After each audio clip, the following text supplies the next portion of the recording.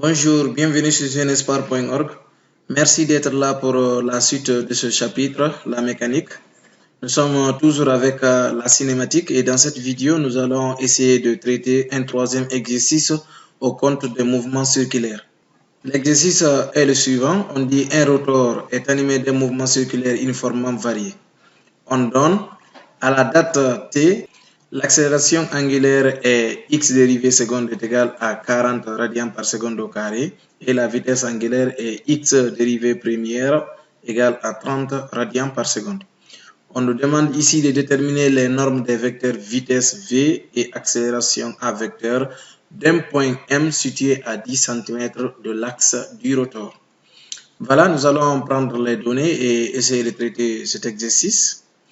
Nous avons ici un rotor qui est animé d'un mouvement circulaire uniformément varié.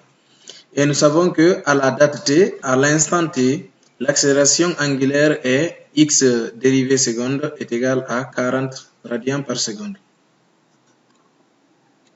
40 radians par seconde au carré ou seconde moins 2. Et on sait que la vitesse angulaire x dérivée est égale à 30 radians par seconde. 30 radians par seconde ou radians seconde moins 1. On nous demande de déterminer les normes de V vecteur, norme de V, point d'interrogation, qui est la vitesse linéaire, vous le savez, et l'accélération aussi, sa norme, la norme du vecteur accélération, voilà, est égale à point d'interrogation. Nous voulons déterminer la vitesse et l'accélération d'un point M situé à 10 cm de l'axe du rotor. Donc cela veut dire que le rayon de la trajectoire, comme le rotor tourne autour de son axe, et si un point se situe à 10 cm de l'axe de ce rotor, on dira que le rayon de la trajectoire R est égal à 10 cm. Voilà. Nous avons toutes les données et à partir de ça, nous allons essayer de trouver la vitesse et l'accélération. Donc, soit à calculer ou à déterminer la vitesse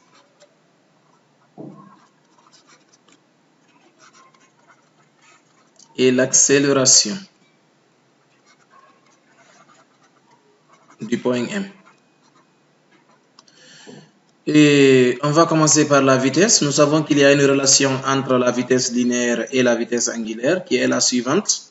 V est égal au rayon de la trajectoire fois la vitesse angulaire oméga. Or, on sait que oméga est égal à la dérivée première de x et ça c'est donné par l'exercice. Donc on ne fera que remplacer les lettres par leur valeur.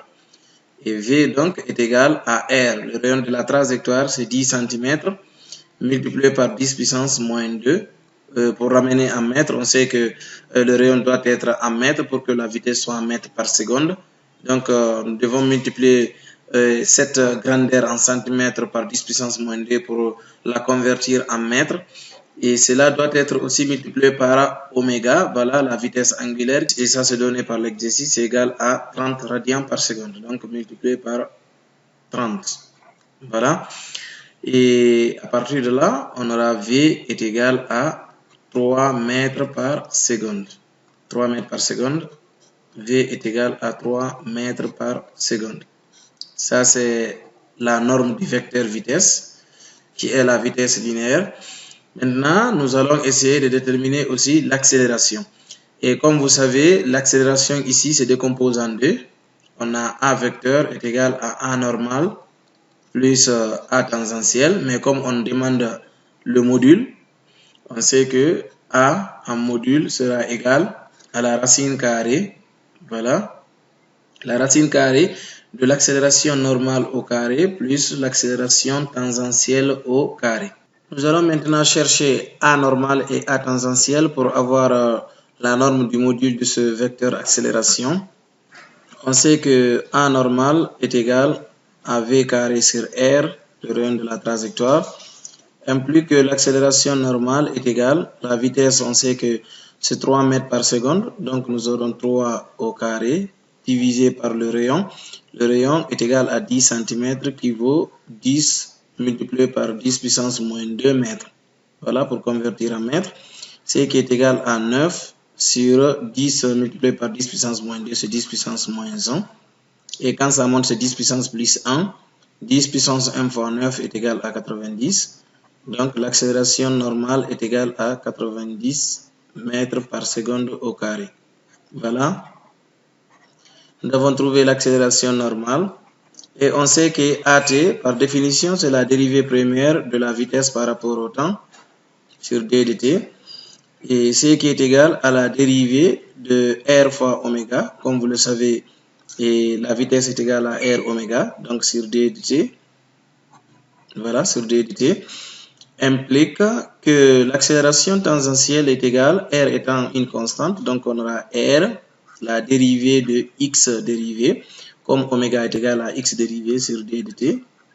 Très bien. Là, on a x dérivé, encore on dérive, donc on aura dérivée seconde. Donc, AT est égal à R multiplié par x seconde, la dérivée seconde. Et cette expression, vous savez, x dérivée seconde est l'accélération angulaire et qui est donnée par l'exercice. On aura donc AT est égal à 10 multiplié par 10 puissance moins 2 qui est le rayon en mètres multiplié par x secondes, 40, voilà, 40 radians par seconde au carré. Et là, nous aurons AT est égal à 4 mètres par seconde au carré. Voilà, 4 mètres par seconde au carré. Or, nous savons que l'accélération, on rappelle, c'est la racine carrée de A normal au carré plus A tangentiel au carré. Voilà. En remplaçant dans cette formule, on aura A est égal la racine carrée. A normal, c'est 90, donc 90 au carré, plus A tangentiel, c'est 4 au carré. Voilà. Est égal à la racine carrée. 90 au carré est égal à 8100, plus 4 au carré, 16. Donc cela veut dire que l'accélération est sensiblement égale à 90,1 mètres par seconde au carré. Voilà. Et nous avons trouvé le module du vecteur accélération de ce point M qui est situé et à une distance R est égale à 10 cm de l'axe du rotor. Et voilà, c'est tout pour cette vidéo. Merci de l'avoir suivi. Et c'est cette vidéo d'ailleurs qui met fin à cette partie de la mécanique, la cinématique. Dans le prochain titre, nous allons commencer immédiatement la deuxième partie de ce chapitre, la mécanique. Ça sera sur la dynamique.